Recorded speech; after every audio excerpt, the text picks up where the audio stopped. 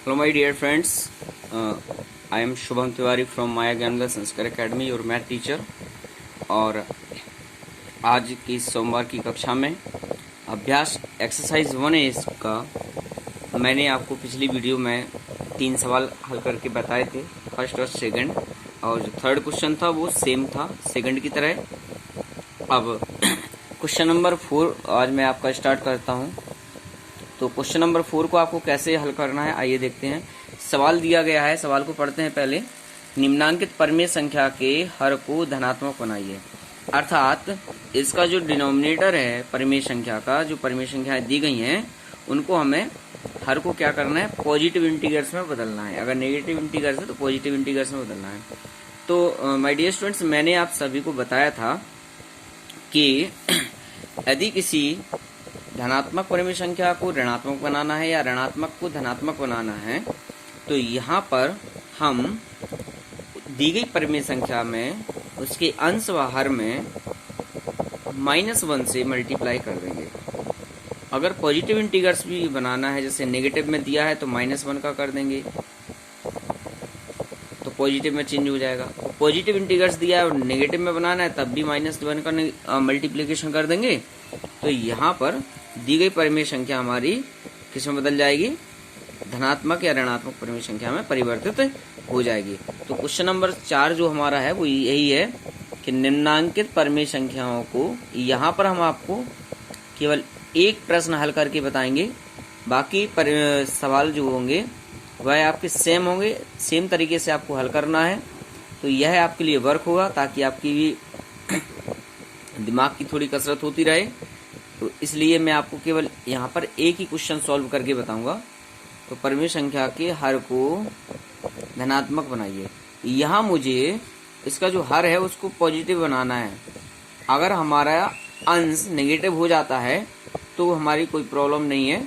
परिमेय संख्या हमें धनात्मक और ऋणात्मक नहीं चाहिए, हमें केवल इसके हर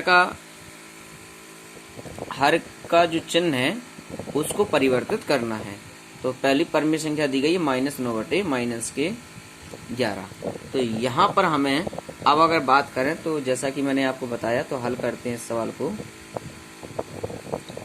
देखिए, सबसे पहले तो बात यही है कि जब किसी भी दी गई परिमेय संख्याओं के अंश और हर दोनों ऋणात्मक होते हैं तो ऐसी स्थिति में यह होता है कि ऋण का भाग ऋण में जाकर के यह डिवाइड हो जाएगा, कट जाएगा, अर्थात संख्या ऑटोमेटिक धनात्मक होगी।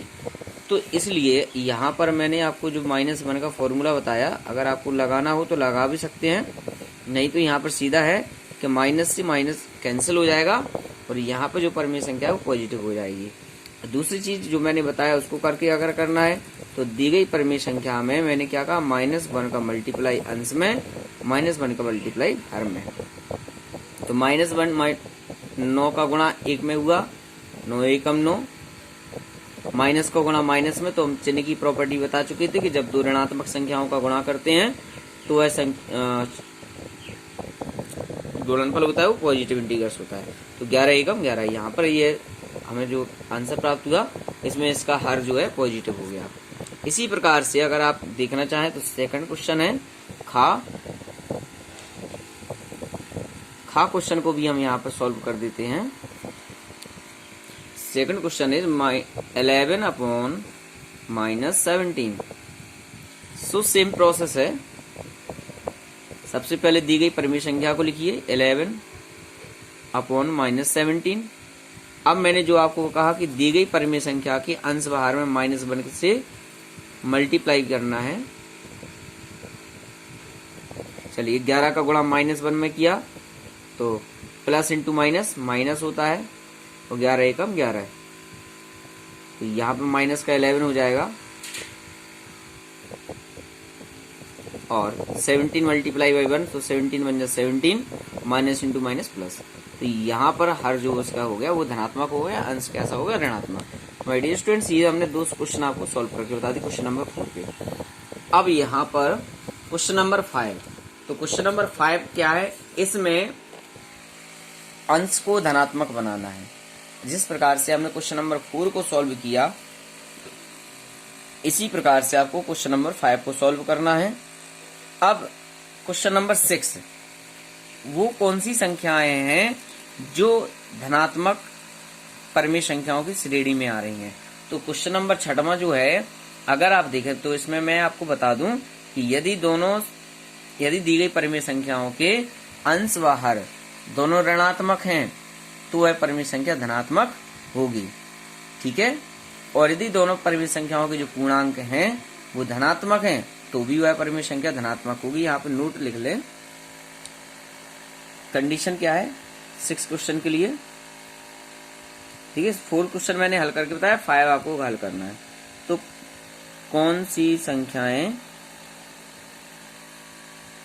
सी परिमेय संख्याएं धनात्मक, कौन सी परिमेय संख्याएं धनात्मक होंगी। तो नंबर 1, सबसे पहली संख्या क्या दी गई है हमें, -9/-13। सेकंड क्वेश्चन इज 11/-19 गा। तीसरा क्वेश्चन है -7/-23 एंड घा। 4 क्वेश्चन है 8/-13। ये 4 परिमेय संख्याएं हमें दी गई हैं। हम इन 4 परिमेय संख्याओं में यह बताना है कि कौन सी परिमेय संख्या धनात्मक है और कौन सी ऋणात्मक। तो यहाँ पर फर्स्ट क्वेश्चन के लिए हम देखते हैं, तो -9/-13। यहाँ पर जो परिमेय संख्या दी गई -9/-13। तो माय डियर स्टूडेंट्स, मैं आपको बता दूं कि जब किसी परिमेय संख्याओं के दोनों पूर्णांक ऋणात्मक होते हैं तो वह परिमेय संख्या धनात्मक होती है, क्योंकि ऋण से ऋण कैंसिल हो जाएगा और जो परिमेय संख्या बचेगी वो हमारी धनात्मक होगी। तो यहाँ लिख लेना, तो जब किसी परिमेय संख्या के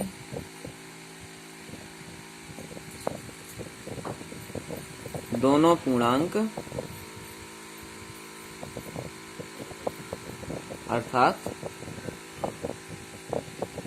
अंश व हर ऋणात्मक या धनात्मक हो तो वह परिमेय संख्या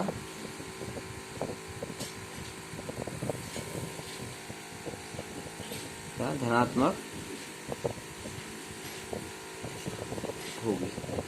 तो यहाँ पर अगर ये कंडीशन फॉलो अगर ये संख्या कर रही है तो ये परिमेय संख्या धनात्मक है, अर्थात -9/-13 के दोनों पूर्णांक कैसे हैं, ऋणात्मक हैं, इसलिए यह परिमेय संख्या कैसी होगी, धनात्मक परिमेय संख्या होगी। एक धनात्मक परिमेय संख्या है।